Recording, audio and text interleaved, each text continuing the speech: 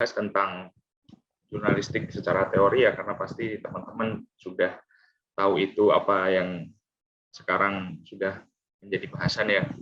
Mungkin 5W1H itu pasti teman-teman sudah tahu. Kemudian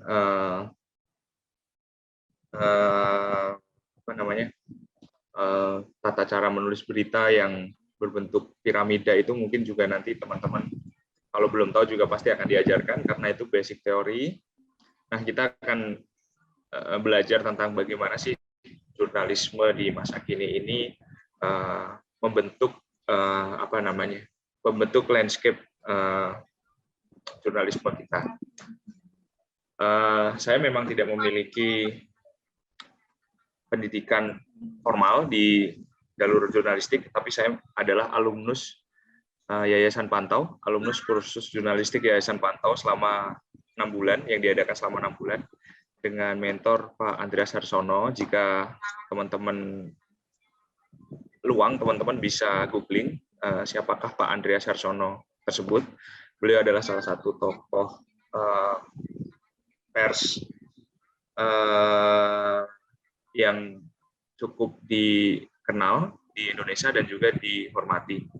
Nah, selain itu saya juga yang mungkin mengubah pandangan saya tentang jurnalistik adalah bagaimana saya sempat menjadi reporter di Australia selama 2 tahun.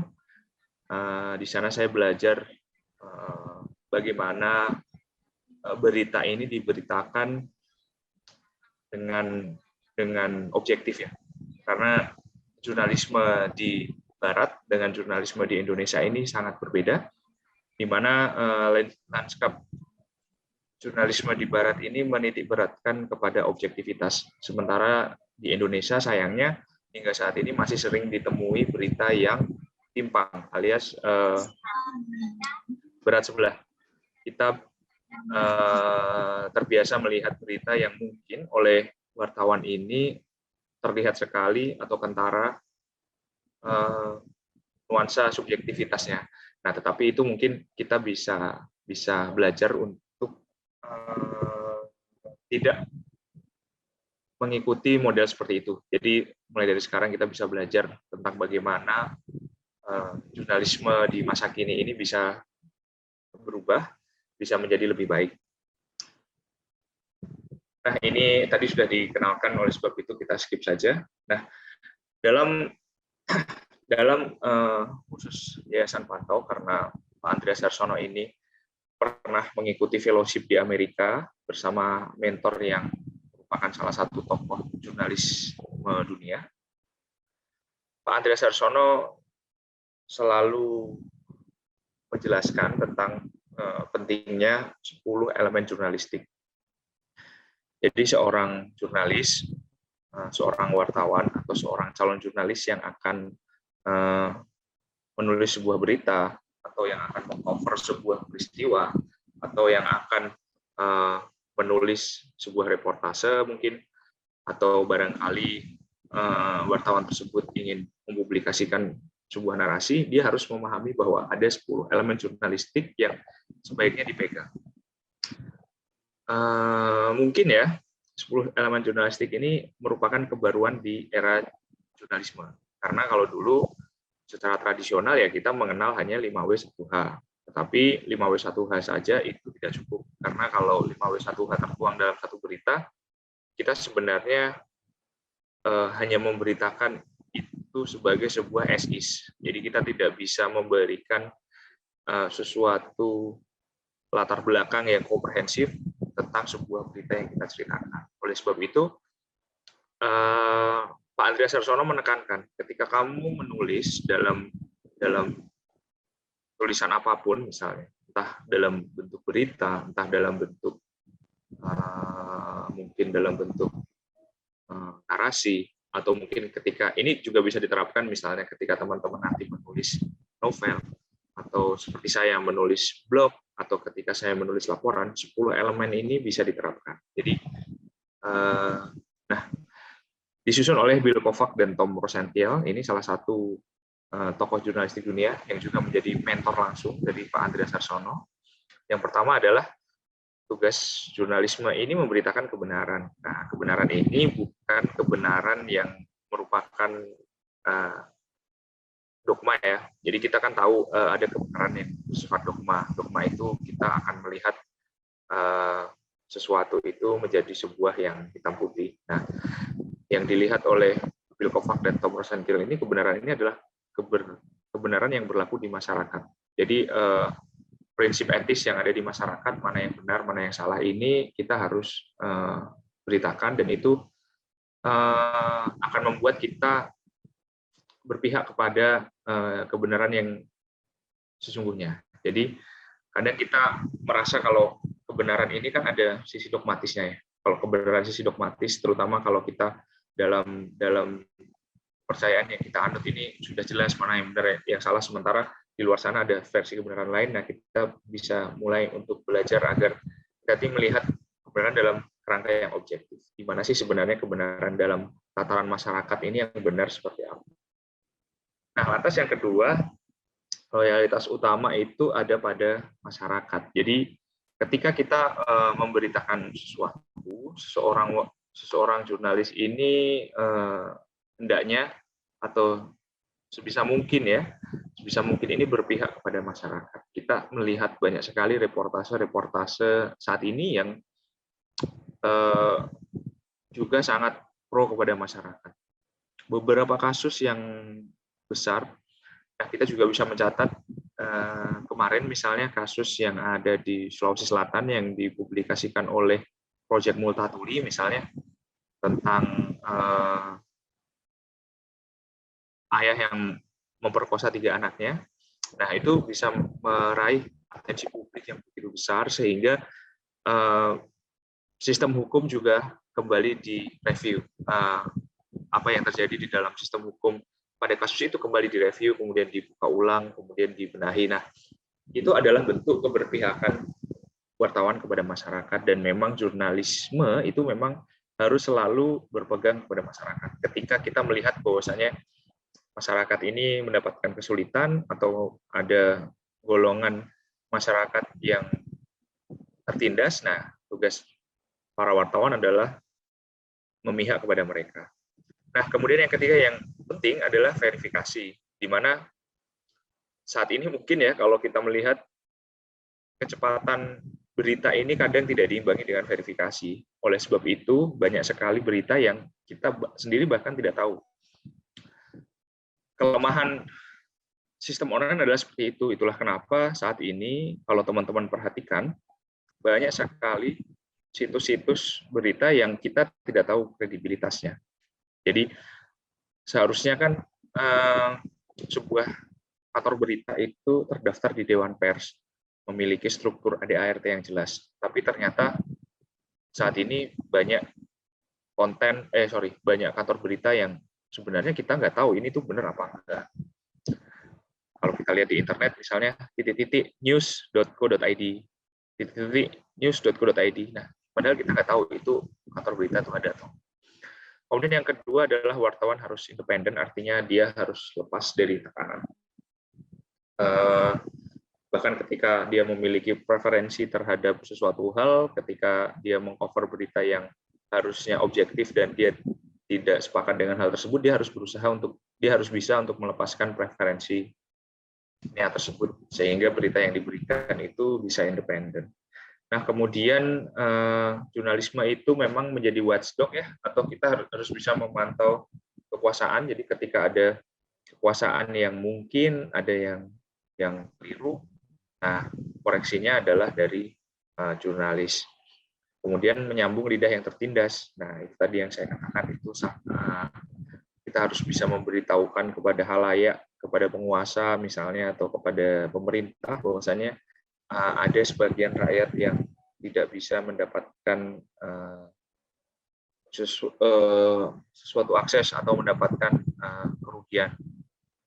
Nah, kemudian jurnalisme adalah ruang publik, di mana tulisan-tulisan kita akan dikunyah oleh publik. Jadi ketika kita menulis berita di ruang publik, kita harus membebaskan tendensi subjektivitas yang ada di kita. Jadi kita tidak boleh menyampaikan preferensi-preferensi yang bersifat subjektif. Kalau seorang jurnalis ingin memasukkan preferensi subjektif itu, maka nanti akan masuk ke dalam sebuah opini, bukan lagi sebuah berita. Jadi harus memisahkan itu antara mana yang berita, mana yang opini. Kemudian selanjutnya, jurnalisme harus memikat dan relevan. Nah, tidak hanya memikat doang, tapi juga relevan. Sayangnya saat ini mungkin ya, kepemikatan ini berubah menjadi kata ganti yang mungkin lebih populer itu clickbait. Sayangnya clickbait itu tidak selamanya baik, karena banyak kasus yang terjadi karena clickbait justru sebuah isu ini menjadi membesar tidak dengan semestinya. Nah, jadi kita memang harus memikat dan relevan, tetapi kita juga harus melihat bahwasanya hal-hal seperti ini juga harus diperhatikan bahwa itu tidak serta-merta menjadi daya tarik utama. Jadi masih ada hal-hal lain. Kemudian inilah berita harus proporsional dan komprehensif. Kita bisa menggunakan kata ganti lain, cover both side, di mana ketika kita melihat suatu berita atau kita menuliskan suatu berita atau kita mencerna sebuah peristiwa, kita tidak bisa hanya satu arah menerima informasinya. Kita harus melakukan konfirmasi ulang, misalnya kita harus mendengarkan dari pihak lain seperti apa dan kita bisa tuangkan. Kemudian 9, mendengarkan hati nurani ketika menulis ini sesuai hati nurani atau enggak, karena saya yakin di luar sana di prakteknya yang saat ini mungkin banyak jurnalis yang menulis ya ada yang bertentangan dengan hati nurani juga, tetapi kan ini ditegaskan oleh Bill Kovac bahwasanya ya memang seorang jurnalis harus mendengarkan hati nurani dan itu nanti akan muncul pertentangan. Bisa jadi seperti itu. Kemudian selanjutnya ada hak dan kewajiban terhadap berita, di mana seorang wartawan atau jurnalis ini akan bertanggung jawab pada berita yang dimunculkan seperti itu. Nah, jadi ini ya pengenalan terkait jurnalistik. Saya yang menganut adalah sistem ini. Jadi selain kalau misalnya hard news, selain berpegang pada 5W1H, saya juga berpegang pada ini. Atau ketika saya menulis narasi yang bersifat naratif, bukan hard news, saya juga tetap berpegang pada ini. Dan inilah prinsip-prinsip jurnalistik yang saya pegang ketika saya harus menulis sebuah liputan. Nah, kita lihat bagaimana landscape berita atau jurnalisme di tanah air ya. Nah, saat ini mungkin kita bisa melihat ya, banyak sekali bentuk berita yang beredar, mulai dari website, media sosial, kemudian podcast, dan lain-lain. Nah, kita akan membedah satu persatu bagaimana saat ini kondisi jurnalisme di Indonesia itu seperti apa. Saya tidak akan membicarakan tentang baik atau buruk, saya tidak akan membicarakan soal benar atau salah, kita akan membicarakan fakta saja, dan nanti teman-teman bisa menilai, kemudian mengkonfirmasi ulang dengan apa yang terjadi di Indonesia saat ini. Nah, kalau melihat berita ini, apa sih sebenarnya yang dibayangkan? Kalau saya langsung skip biasanya untuk berita-berita seperti ini, dan memang berita-berita artis, selebritis ini memang dari dulu muatan urgensinya itu memang tidak terlalu banyak. Jadi masyarakat ini tidak diberikan sajian-sajian berita selebritis yang bersifat urgensi, tetapi lebih bersifat bombastis ya. Lalu apa masalahnya apabila seseorang istri tidak bisa memasak mie instan? Itu kan sebuah hal yang ya mungkin dia memang tidak pernah memasak mie instan, jadi itu hal wajar, dan memasak mie instan itu sebuah hal yang bisa dipelajari dengan mudah. Jadi menurut saya muatan berita seperti ini ya, kalau saya pribadi, preferensi saya pribadi akan apa urgensinya?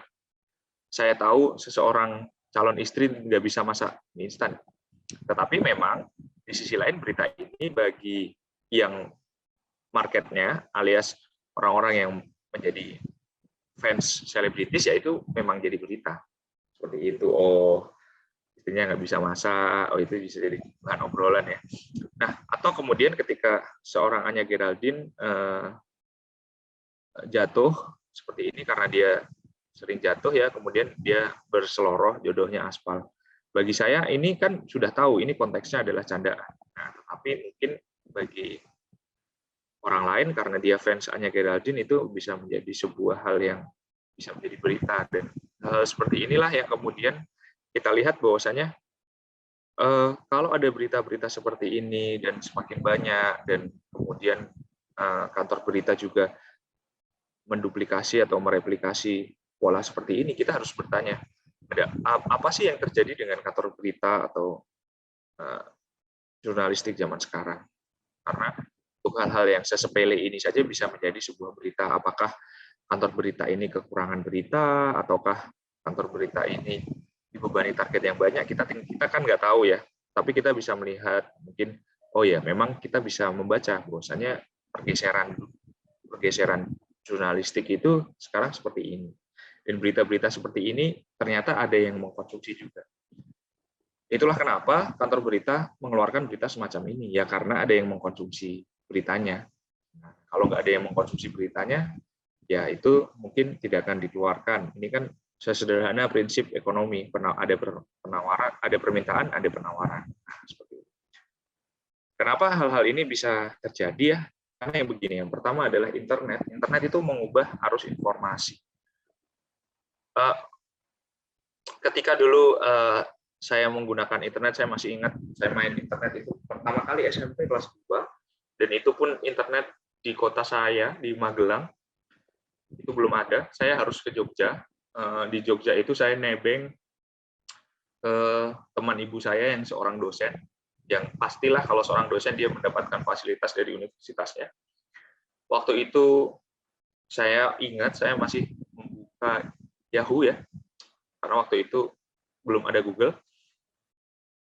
Dan itu saja saya sudah terpukau dengan, walaupun waktu itu Yahoo masih sederhana sekali, kotak-kotak.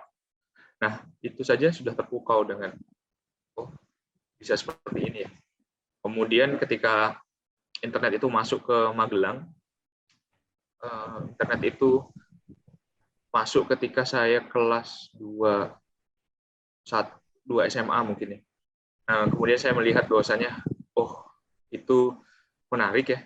Kita bisa mendapatkan informasi banyak sekali. Nah, itu membuat masyarakat juga terpapar informasi yang semakin banyak dan semakin cepat. Sayangnya, itu tadi, kecepatan itu juga ada sisi negatifnya, ada sisi positifnya. Dan kecepatan itulah yang kemudian kantor berita dan jurnalis ini ikuti.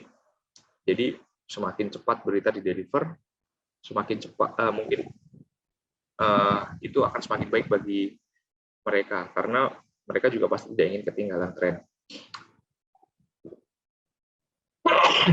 Seberapa cepat? Sangat cepat.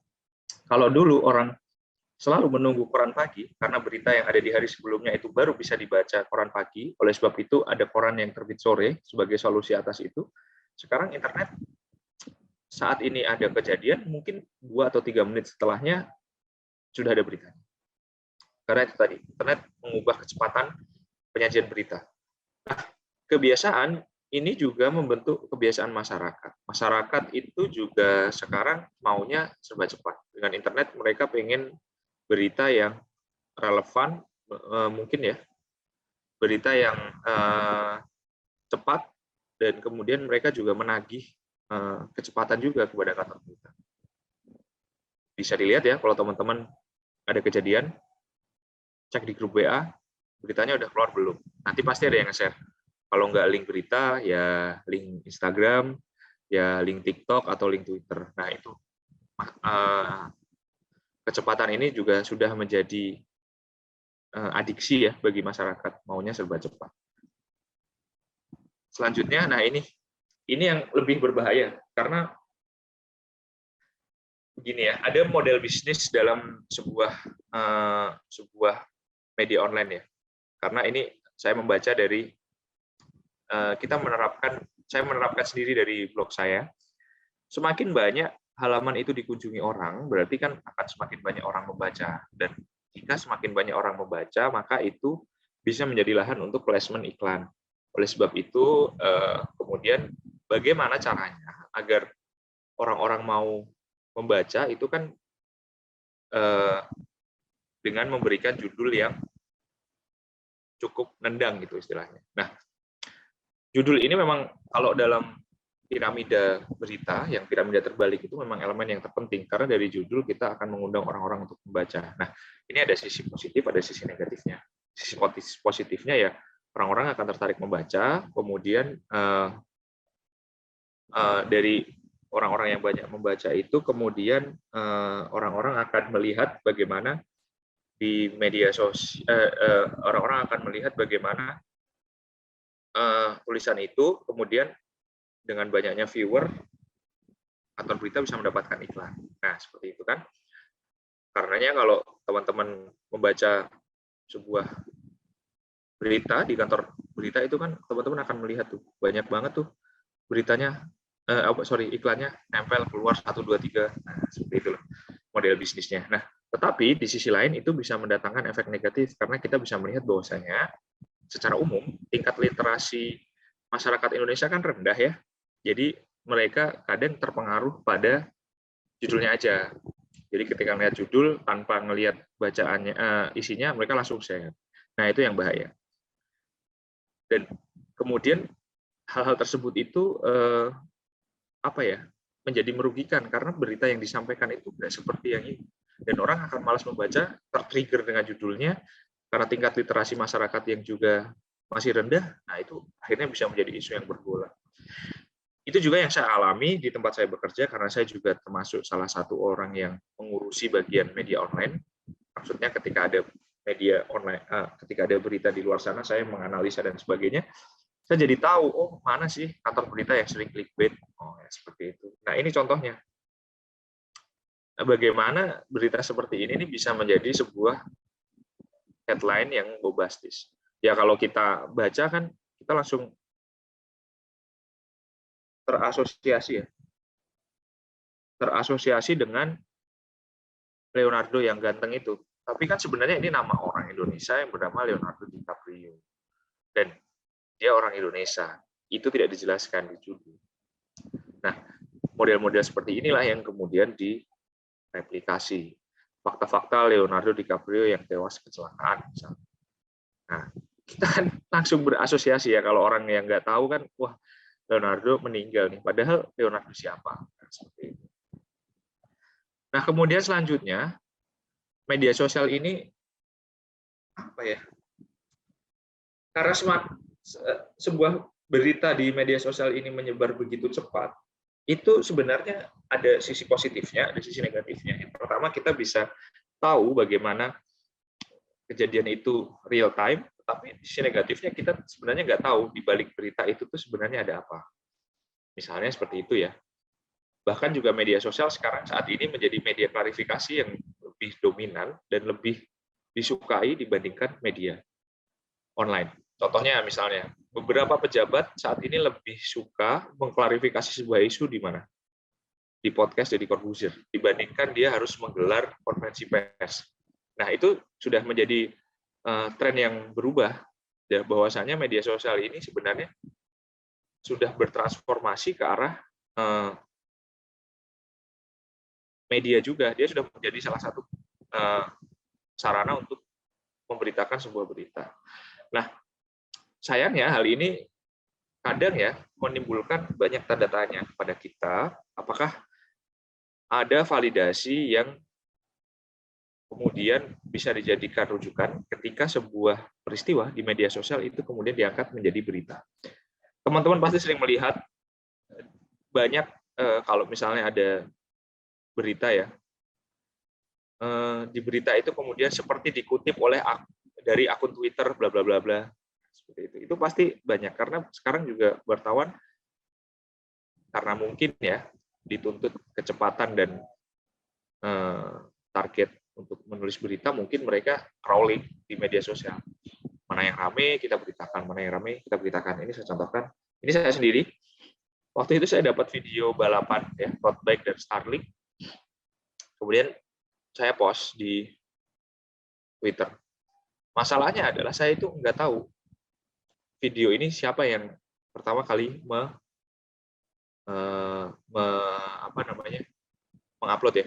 Saya cuma dapat kiriman dari grup sepeda, yang mana di grup sepeda itu, ya namanya grup sepeda kan, share-sharean seperti ini itu normal, dan bahkan di share-sharean ini pun sudah berlabel forward many times. Jadi artinya video ini sudah tersirkulasi banyak banget di grup WA.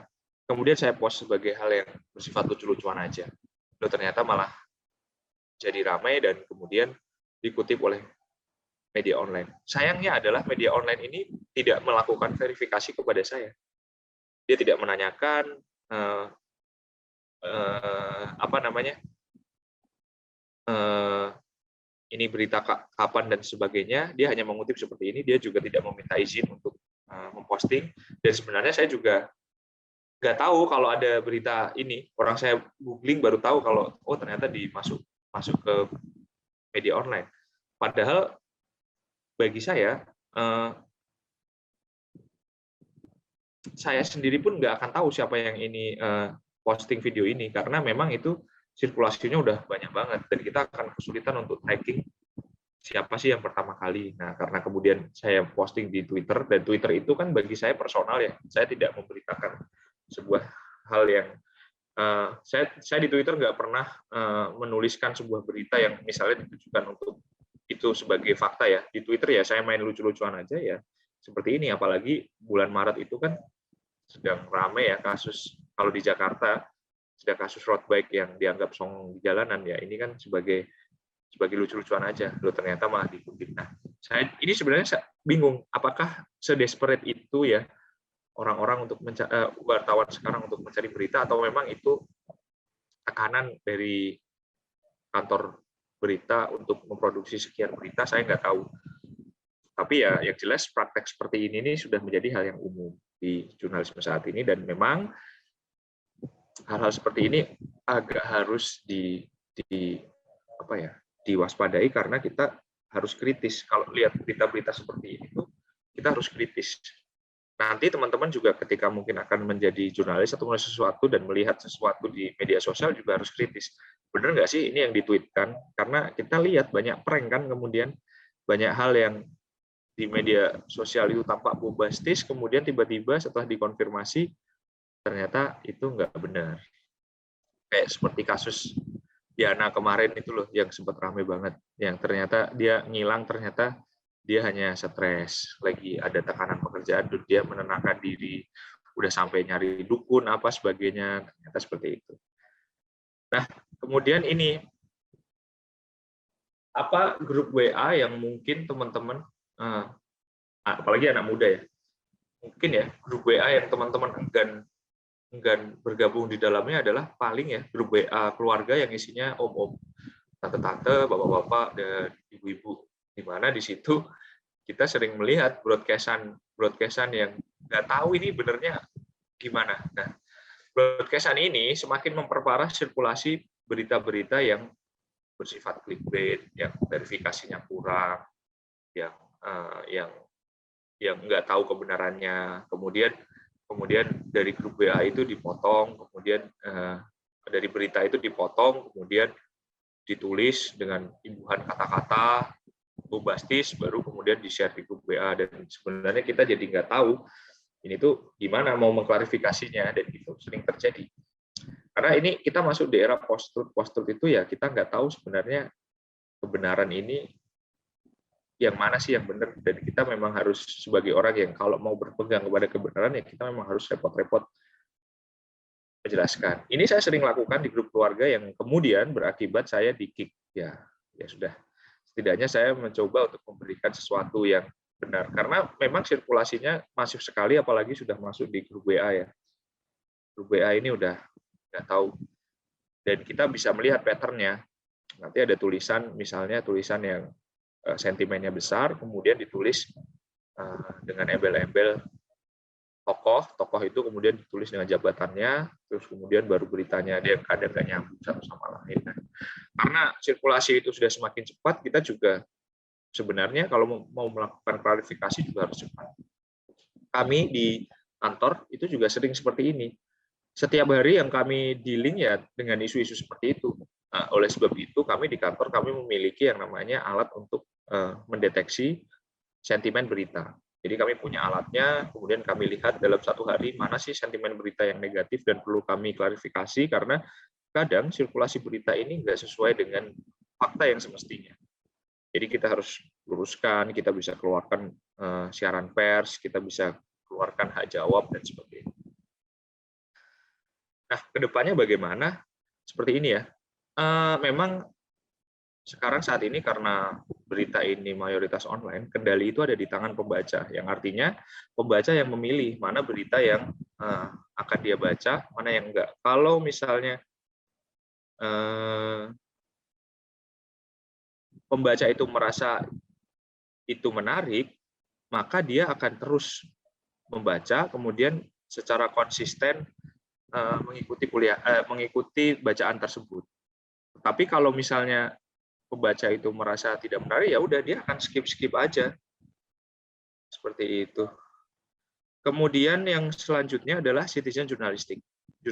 Ketika saya membuka blog, saya juga mulai memahami bahwasanya semua orang bisa memberitakan sesuatu. Sayangnya tidak semua orang mampu memahami elemen-elemen jurnalistik dengan baik. Oleh sebab itu, sebagai seorang blogger, saya waktu itu sedikit berseberangan, di mana saya mencoba memberikan fakta tanpa harus memberikan imbuhan sisi subjektif. Nah, kemudian yang terakhir adalah populisme. Populisme ini artinya sesuatu yang populer itu akan disirkulasikan sehingga semakin populer. Kalau kita melihat ini efek dari media sosial. Sesuatu yang di-share itu akan terus di-share sehingga akhirnya mindset masyarakat itu menjadi seperti yang di-share itu. Kalau yang dianggap viral terus akhirnya masyarakat berpikiran bahwa itu yang sebaiknya itu seperti itu, padahal itu belum tentu sebuah kebenaran. Jadi kadang berita yang sudah kadung share viral dan muatan berita itu menegaskan tentang suatu hal A, padahal kemudian yang benar adalah B, sementara yang B ini tidak populer, maka nanti tetap yang dianggap salah adalah B, karena efek negatif populisme itu seperti itu. Semakin populer itu akan, kalau semakin di-share, itu akan dianggap sebuah kebenaran, sehingga ketika ada versi pembanding atau versi alternatif, nanti dianggap versi pembandingnya ini yang keliru, padahal sistemnya tidak seperti itu. Nah, jadi sebelum nanti teman-teman terjun ke dunia jurnalistik zaman sekarang, kita harus pahami seperti ini. Jadi ketika nanti teman-teman mulai menulis, teman-teman masih memiliki prinsip-prinsip yang baik, sehingga kita bisa menyajikan berita itu yang objektif. Nah, ini contohnya yang kemarin terjadi di Bali. Jadi begini, kemarin kan sempat ada postingan di Vice ya tentang 2 orang pegiat sampah remaja, kemudian Vice ini secara ini mengklaim bahwa pelarangan plastik di Bali pada 2019 ini karena peran 2 orang ini. Kemudian Mas Mandara Brasika ini kan salah satu, saya tahu banyak beritanya, kiprahnya di dunia pengelolaan sampah di Bali, juga aktivis lingkungan yang besar namanya, dia mengkomplain seperti ini. Nah, jadi sebenarnya Vice ini kantor berita yang sebenarnya itu cukup ternama ya di dunia, dan dia memiliki cabangnya di Indonesia, ternyata dia tidak melakukan liputan yang mendalam. Artinya Vice ini kurang memberikan verifikasi. Benar nggak sih sebenarnya 2 orang remaja ini turut dalam penyusunan aturan tersebut atau turut menggolkan? Nah, efek-efek seperti inilah yang mungkin harus teman-teman pahami, bahwasanya ketika membuat berita, jangan sampai kita melupakan verifikasi. Jika tidak, akan menjadi seperti ini. Kekurang akuratan seorang wartawan itu nanti bisa berakibat besar dengan berita yang ditimbulkan. Ya, berita ini bisa jadi menimbulkan sentimen. Untunglah kemudian Vice meminta maaf atas berita yang dimunculkan ini. Dia memberikan klarifikasi dan permohonan maaf kepada teman-teman aktivis di Bali terkait pemilihan berita dan diksi. Nah, jadi itu tadi. Sebelum terjadi hal-hal seperti ini, sebaiknya adalah kita mencoba memberikan kendali pada verifikasi, yang mana verifikasi itu harus ketat, harus objektif, dan kita harus berprinsip bahwasanya ini berita yang saya berikan ini benar atau salah. Kemudian prinsipnya adalah makin lebar ruang verifikasi makin kredibel. Jadi kalau kita bisa memverifikasi berita tersebut setidaknya kepada sumber-sumber yang akurat, jadi kita bisa memberikan label bahwasannya berita itu akurat. Jangan sampai kita, kalau mungkin ya, kalau sumber itu usahakan mendapatkan sumber dari info primer ya, sumber utama. Jangan dapat sumber dari, oh saya temannya sumber tersebut. Apalagi saya temannya teman sumber tersebut. Nanti beritanya jadi, oh katanya ini, si ini, nah jangan seperti itu. Tapi usahakan dapatkan sumber langsung dari sumbernya. Jadi prinsipnya seperti ini ya. Nah, selanjutnya ada tren baru. Ini ada yang tahu nggak ini kantor berita apa atau situs berita apa? Ini adalah situs favorit saya untuk membaca berita sepak bola. Namanya The Flanker. Ini adalah media alternatif di mana setiap bacaan yang ada di The Flanker adalah narasi panjang. Nah, long form ini adalah tren baru di mana orang-orang yang mungkin selama ini terpapar berita-berita clickbait, berita-berita pendek, berita-berita yang menyasar populisme saja mulai bosan dan mereka mencari berita yang panjang, yang tajam, yang memang benar-benar komprehensif, dan ini bentuknya adalah long form. Itu sebuah artikel panjang di internet yang kita harus bacanya itu lama, dan itu sama seperti ketika dulu kita baca koran. Baca koran dulu kan harus tenang, lama. Nah, ini adalah tren baru di mana media-media alternatif yang mulai mendobrak dominasi media-media besar yang mengedepankan kecepatan itu, mereka mulai memproduksi long form. Salah satunya The Flanker di olahraga, ada Project Multatuli yang investigatif, kemudian di sejarah ada Historia, Detik itu juga punya x.detik.com, itu juga investigasi. Nah, jadi seperti itu. Long form ini akan menjadi tren baru dalam sebuah pemberitaan, di mana situs berita mulai menyajikan berita-berita yang panjang dan komprehensif. Nah, ini juga bisa jadi prinsip bahwasanya kita tetap bisa relevan pada tren tanpa harus mengurangi mutu jurnalisme. Di mana tren ini ya namanya tren pasti berkembang pesat, tapi dengan 10 prinsip tadi kita tetap bisa menjaga agar prinsip-prinsip jurnalisme yang kita miliki ini terjaga ya. Jangan sampai kita menulis berita itu justru mengejar kecepatan dan bombastisnya saja, tetapi efeknya adalah kebenaran yang ada di berita tersebut atau fakta yang terkandung dalam berita tersebut menjadi tertinggalkan. Nah, ini salah satu contoh bagaimana sebuah media online berubah ya. The New Yorker ini tabloid yang isinya narasi ya. Saya dulu sempat punya beberapa majalahnya, dan biasanya majalah bekas karena mahal sekali. Yang baru, apalagi kalau dikirim dari Amerika. Saat ini mereka, karena yang pertama majalah fisik itu kan tabloid fisik itu kan sudah tergerus ya, orang sudah jarang. Tetapi mereka akhirnya berevolusi, di mana dia tetap menjual majalah fisik, tetapi dia juga menjual layanan digital. Berita-berita digitalnya itu kalau mau baca ya harus bayar. Kemudian dia juga menjual archive online-nya. Jadi berita-berita di masa lalu yang dia miliki, dia jual juga. Nah, ini adalah bentuk transformasi. Mereka tetap mengikuti tren dunia digital tanpa harus kehilangan penghasilan dari model bisnis yang dia lakukan. Jadi alih-alih mereka mengubah modelnya menjadi berita cepat, mereka justru tetap eksklusif dengan menjual beritanya secara eksklusif, dan mereka tetap bisa mendapatkan penghasilan dari itu. Nah, kalau teman-teman mungkin bisa mendapatkan archive New Yorker yang lalu, itu bagus sekali. Nah, kemudian ini video ya. Video ini semakin pesat ya saat ini. Apa saja bisa diklarifikasi dari video. Apalagi teman-teman mungkin saat ini anak-anak yang seusia teman-teman, platformnya pasti video. Apa-apa yang ada di ini tahunya dari video duluan. Entah dari YouTube, entah dari Instagram, entah dari TikTok. Nah, oleh sebab itu, sekarang juga setiap media online juga pasti memiliki kanal video, karena mereka mau nggak mau harus terjun di situ. Sehingga setiap berita yang dikeluarkan itu bisa dibuat dalam versi videonya. Bahkan situs jurnalistik pun ada di YouTube. Teman-teman bisa lihat banyak sekali orang-orang Indonesia mengumpulkan berita, kemudian dia ceritakan ulang.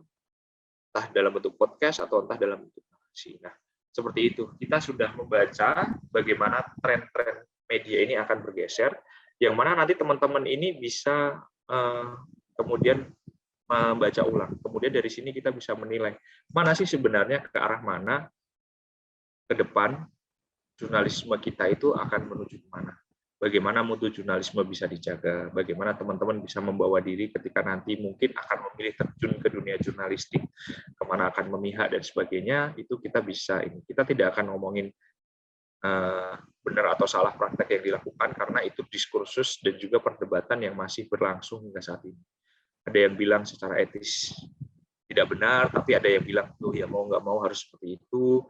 Nah, tapi itu adalah perdebatan yang mungkin kita tidak akan bahas, tapi itu tadi fakta-fakta yang kita miliki di dunia jurnalistik saat ini itu seperti ini. Jadi itu tadi fakta-fakta yang saya jabarkan, dan kita bisa membaca tren seperti itu, dan terima kasih.